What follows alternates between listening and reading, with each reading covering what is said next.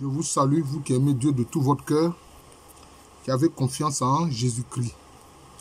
Dans la Bible, il y a parfois certains événements qui sont curieux et pas faciles à comprendre pour les chrétiens, pour le peuple de Dieu.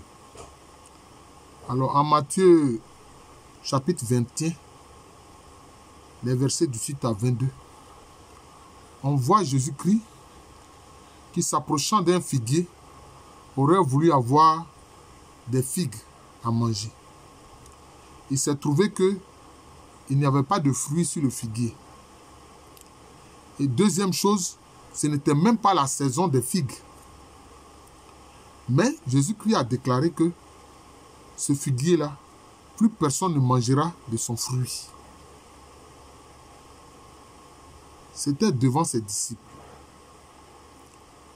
Et le lendemain, en passant toujours par ce même endroit-là où est ce figuier-là,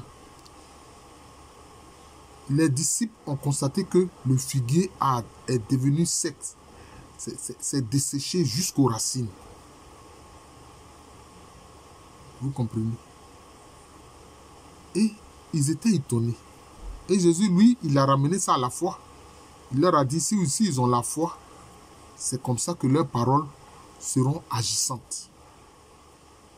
Mais on peut se demander, mais ce n'est pas la saison des figues. Pourquoi est-ce qu'il veut qu'il y ait des figues sur ce figuier? Donc, on se dit, mais si c'était la saison des figues, sans doute qu'il aurait trouvé des figues à manger sur ce figuier.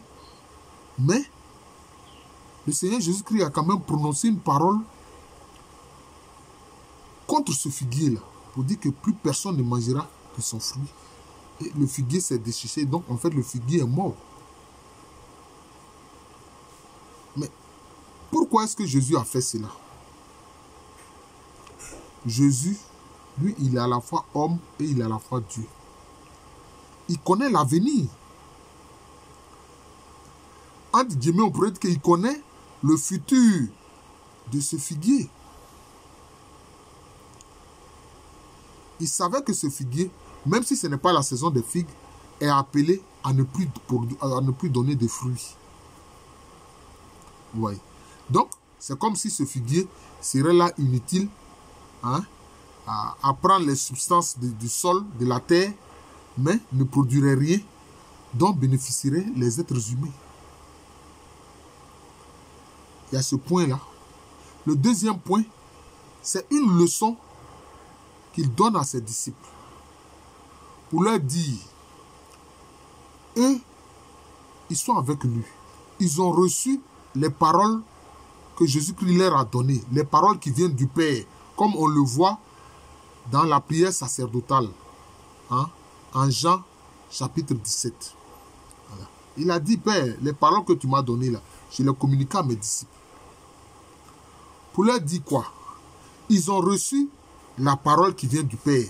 Le Seigneur Jésus-Christ leur a transmis ces paroles. C'est pourquoi? C'est dans quel but?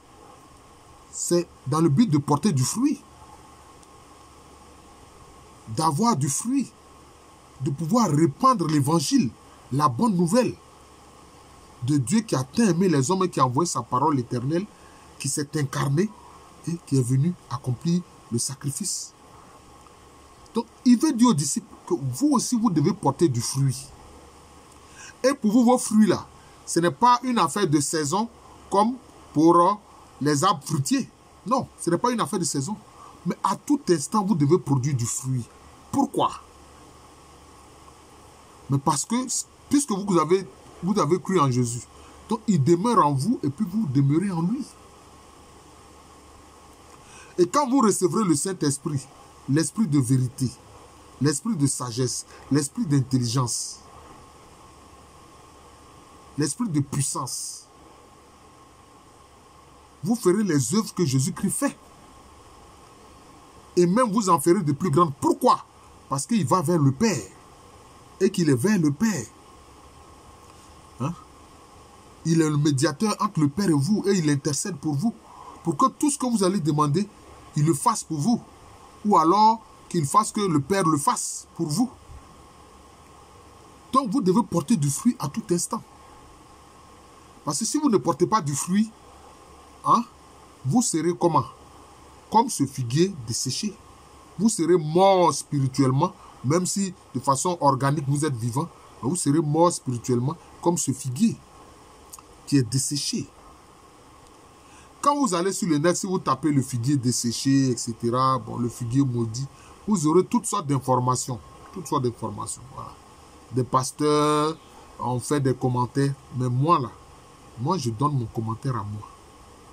Voilà. Vous devez porter du fruit. Pourquoi je dis cela? Et qu'est-ce qui éclaire cela? Parce que ça renvoie à une des paroles fortes de Jésus-Christ vis-à-vis de ses disciples. Il dit quoi? Vous êtes le sel de la terre. Vous êtes le sel de la terre. Mais si le sel perd sa saveur, comment on va lui rendre cette saveur-là? Il ne sert plus à rien. Il ne sert plus à rien. Il est piétiné par les hommes. Vous voyez? Donc ça renvoie toujours à l'utilité pour le royaume des cieux, pour le royaume de Dieu. Voilà. Si vous êtes un disciple, vous ne portez pas de fruits, vous êtes comme mort. Vous êtes un disciple, que vous êtes un sel qui n'a pas de goût. Vous êtes bon à être piétiné par les gens. Donc ça renvoie toujours au fait de porter du fruit. Au fait de faire ce qui est utile et nécessaire pour le royaume de Dieu, pour le royaume des cieux.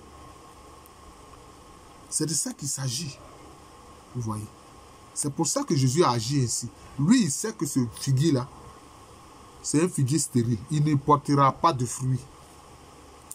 Dans un futur proche comme dans un futur lointain. Voilà. C'est pour ça qu'il a agi ainsi. Parce que si on ne comprend pas cela, on dira, mais non, le Seigneur s'est montré injuste. Ce n'est même pas la saison des figues. Et puis il maudit le figuier. Avec le royaume des cieux, il n'y a pas de saison. Il faut produire les fruits à tout instant. C'est pour ça que quand il les a envoyés 2 par 2, les 70 ou les 72, il dit quoi? Ne vous attardez pas en chemin et en salutation. Ne vous attardez pas. Mais allez vite. Proclamez que le royaume des cieux s'est rapproché des gens. Oui.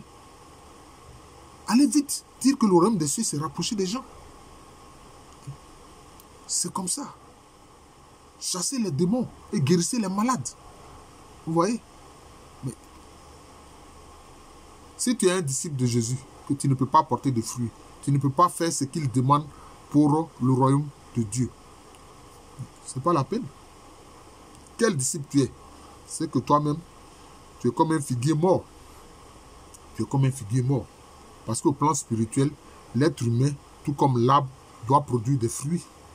Des fruits pour le royaume de Dieu. Mais il est évident, on le verra, que il y a des enfants du démon et ils produisent d'autres types de fruits. Vous comprenez? Donc c'est cela. C'est ce que j'ai voulu expliquer ici, hein, concernant ce figuier, dit-on maudit, hein, maudit par Jésus. Parce qu'il savait qu'il n'allait pas, ce figuier ne produirait pas de fruits, ni dans un futur proche, ni dans un futur lointain. Voilà, il était perdu, c'est un figuier perdu, voilà, qui ne sert à rien. Voilà. Je vous remercie. Je suis le frère Jean de l'amour de Jésus. Jean de l'amour de Jésus. C'est aussi le nom de cette chaîne YouTube de moi. Partagez ces vidéos d'enseignement. Faites connaître cette chaîne, Jean de l'amour de Jésus. Likez, hein, quand la vidéo vous plaît, hein, là où il y a le pouce levé. Et puis, amenez d'autres, hein, à découvrir cette chaîne en partageant, hein, ce que je donne comme enseignement. Voilà. C'est un enseignement spirituel chrétien. Ce n'est pas une affaire de chapelle ni de dénomination. Non. Voilà. Nous avons tous le même Seigneur qui est Jésus-Christ. C'est ça qui compte. Voilà. Au ciel là-bas, là, dans le royaume de Dieu, là, Il n'y a pas catholique, il n'y a pas évangélique, il n'y a pas méthodiste, il n'y a pas presbytérien, il n'y a pas... Voilà, non. C'est le disciple. Voilà. C'est ce que Jésus a dit d'ailleurs. Il dit, allez-y, faites des disciples. Voilà. Allez-y, faites des nations des disciples et baptisez-les au nom du Père et du Fils et du Saint-Esprit. C'est dans ce sens-là que moi je travaille. Voilà. À l'état civil, je suis le professeur Alou Kwame Rémy. Je vous souhaite une très bonne journée.